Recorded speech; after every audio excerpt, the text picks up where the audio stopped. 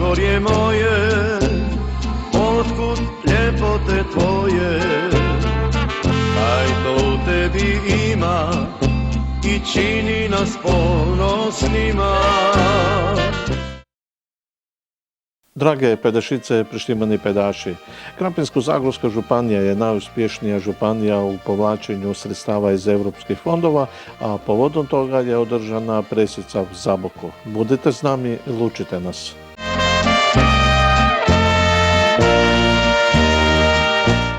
Ove godine također, nakon 4 godine, agencija i Krapinsko-zagorska županija organiziraju Dane otvorenih vrata EU projekata na području naše županije.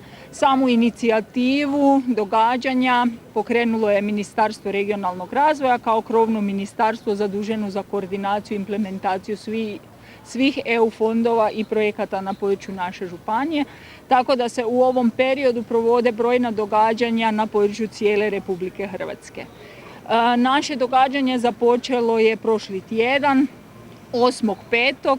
i to na vrlo festivalski način, glazbom, predstavljanjem projekta na području grada Zaboka, projekta Regenerator koji se nalazi ovdje u našoj blizini, jednog projekta koji je financiran sredstvima Europske unije u prošloj perspektivi, a kroz koji se je željelo pokazati koji su to sve sadržaji u okviru projekta dostupni svim zainteresiranim dionicima ciljne skupine, ovdje prvenstveno više fokus na mlade, koji se može koristiti tijekom cijele godine. Fokus u prošlom tjednu također nam je bio na zdravstvenim projektima i na projektima prevencije zdravlja koji su organizirani od strane Doma zdravlja Krapinsko-zagorske županije i Zavoda za hitnu medicinu. Kroz brojne aktivnosti na području cijele županije na lokacijama domova zdravlja organizirane su preventivne aktivnosti promocije zdravlja, a prezentira se projekt koji je završio u prošloj financijskoj perspektivi te 2 projekta koja su trenutno u provedbi, a čiji je cilj nabava modernizirane opreme kroz koje će se povećati standardi pružanja zdravstvenih usluga na području naše županije. Današnji dan nam je brojan aktivnostima na području cijele županije. Sretni smo evo što nas je danas ovdje u Zaboku dočekalo sunce. Prezentira se projekt uspostave regionalnog centra kompetentnosti u turizmu i ugostiteljstvu kao dosad najvećeg projekta koji je uspješno realiziran na području naše županije. Prezentira se obrazovanje, srednjoškolsko obrazovanje u sektoru turizma i ugostiteljstva kao i obrazovanje odraslih.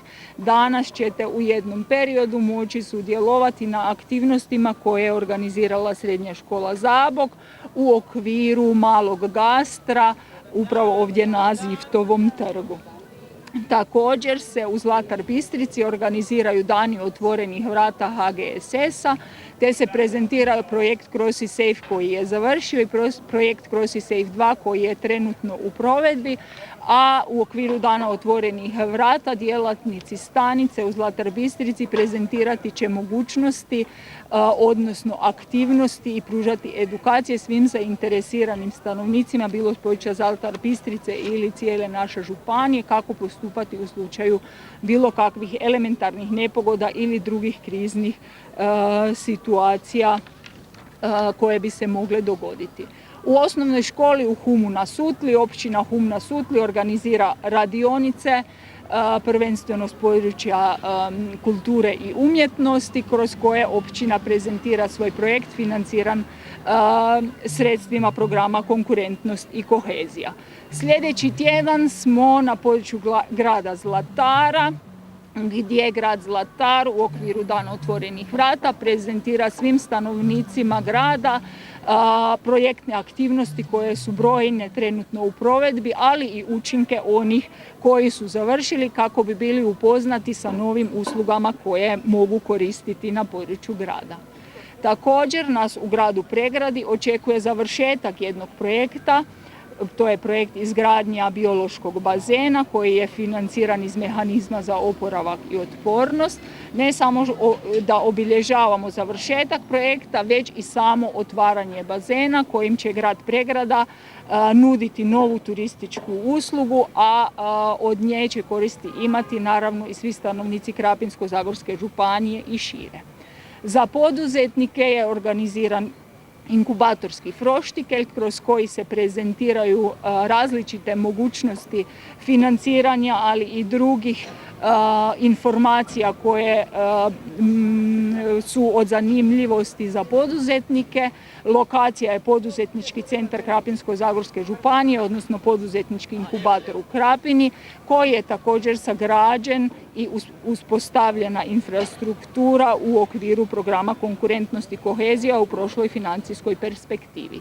U četvrtak predstavljamo projekt izgradnje Centra za odgoj i obrazovanje u Krapinskim Toplicama te pratimo vrlo dobru realizaciju u skladu s dinamičkim planom, odnosno napredak izgradnje samog centra. U gradu Klanjcu u petak obilježavamo dane otvorenih vrata studija Galerije Antuna Augustinčića, ali ne samo to, već i 10 godina od kad je studio izgrađen i otvoren, tako da imamo i jedan jubilej u okviru naših dana otvorenih vrata i događanje završavamo u Radoboju u Centru za prirodu, gdje Centar za prirodu u suradnji sa općinom Radoboj organizira predstavljanje projekta Aktivni nakon 65. te radionice sa ciljnom skupinom malo starije populacije. Upravo iz onoga što je Karolina rekla, sadržajno je program jako različit, pa možete vidjeti zapravo kako europski fondovi dopiru do različitih sektora i segmenata našeg društva. Upravo obavezni element svakog europskog projekta je promidžba i vidljivost, a cilj održavanja ovakvih dana u cijeloj Hrvatskoj, pa tako i u Krapinsko-zagorskoj županiji, je podizanje svjesnosti o načinu korištenja europskih fondova.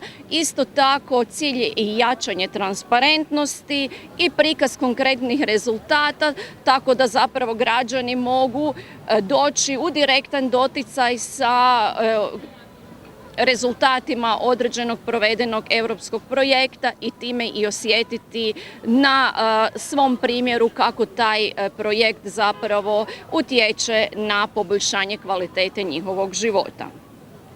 Isto tako važno je napomenuti da upravo europski projekti transformiraju cijelu našu zajednicu i potiču lokalni razvoj, tako je upravo jedan od možda i najvažnijih ciljeva osvijestiti građane koliko su europski projekti važni za lokalni razvoj.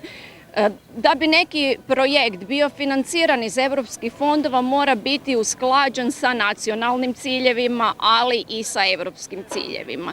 Krapinsko-zagorska županija uspješna je u povlačenju EU sredstava, tako je u mandatu 21-24 kroz kompozitni pokazatelj, odnosno skupni pokazatelj koji čine dva segmenta, a jedan je pokazatelj iznos povučenih sredstava po glavi stanovnika, a drugi pokazatelj je ukupan iznos povučenih sredstava Krapinsko-zagorske županije u sumi ukupno povučenih sredstava na području Republike Hrvatske. Kad se u omjer stave ta dva pokazatelja, vodeća županija u povlačenju EU sredstava je Krapinsko-zagorska županija. Takav trend nastavio se je i u 2025. kad je Krapinsko-zagorska županija na drugom mjestu po povlačenju sredstava iz europskih fondova. Isto tako željela bih napomenuti da postoji cijeli niz operativnih programa koji su nam na raspolaganju, koji zapravo doprinose najviše nacionalnim i europskim ciljevima, ali postoji integrirani teritorijalni program koji je smjeren najviše na potrebe lokalne zajednice, definirajući specifične razvojne ciljeve i koji doprinosi direktno razvoju i najmanjih lokalnih sredina. Isto tako postoje i programi zajednice na koje se Krapinsko-zagorska županija itekako intenzivno javlja i sve više ćemo ih koristiti u budućnosti. Isto tako, rezultat koji nas veseli je da smo među vodećima u povlačenju sredstava iz Nacionalnog plana oporavka i otpornosti. To je poseban program koji je bio zapravo namijenjen i usmjeren za jačanje održivosti kompletnog sustava Republike Hrvatske, od gospodarstva, zdravstva, obrazovanja, pa i onaj zadnji dio Nacionalnog plana oporavka i otpornosti koji se odnosio na nastavak obnove, odnosno na dovršetak projekta koji su započeti, odnosno financirali su ih sredstava koje su bila namijenjena za onim prvim kriznim sredstvima za obnovu od potresa. Da bi neki projekt zapravo mogli reći da je uspješno proveden, to je tek jedan kraj procesa i najzahtjevniji dio procesa korištenja europskih fondova je zapravo njegova provedba.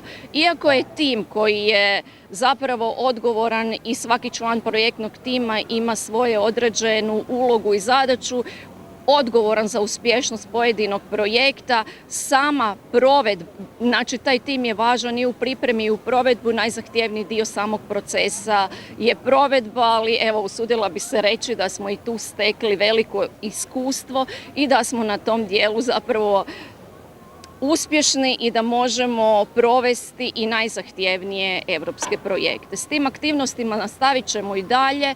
U pripremi je novo programsko razdoblje, znači EU fondovi 2028-2034. Mi smo u Krapinsko-zagorskoj županiji već otvorili raspravu na tu temu. Razgovarali smo sa EU parlamentarcima o tim razvojnim smjerovima Europske unije, zapravo koji će biti adresirani u tim operativnim programima u novom razdoblju i našim planovima se mi zapravo pripremamo i za korištenje sredstava 2028-2024. Za Republiku Hrvatsku, koliko je za sad poznato, bit će na raspolaganju 16,8 milijardi eura dostupnih sredstava za korištenje EU fondova.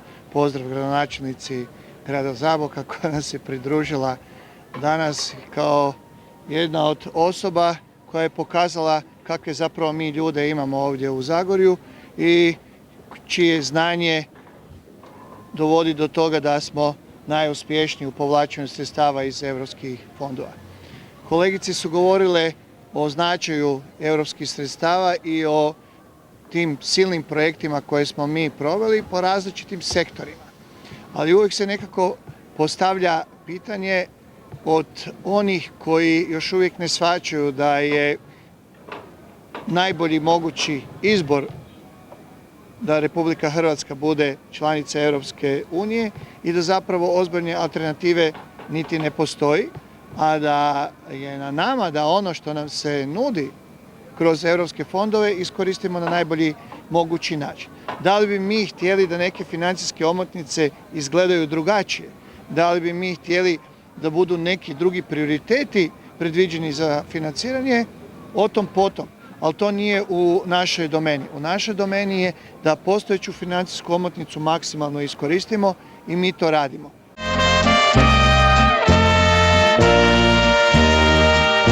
Zjutraj jutro bo temperatura oko 8 stupnjeva Celzijusa, po danu bo došla do 21.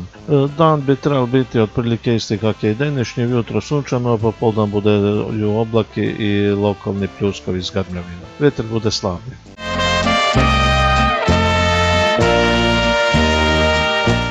Dragi moji, nadam se da vam se današnja emisija dopala. Če imate želju ili potrebu da dojdem snimiti nekakav prilog s vašega mjesta, nazovite na broj koji vidite na ekranu ili pošljite poruku.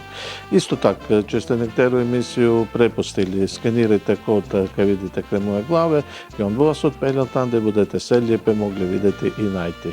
I budite mi zdravi, mladi, lijepi i veseli. Vidimo se zutra u 3:08 uri. I lučite nas. U očima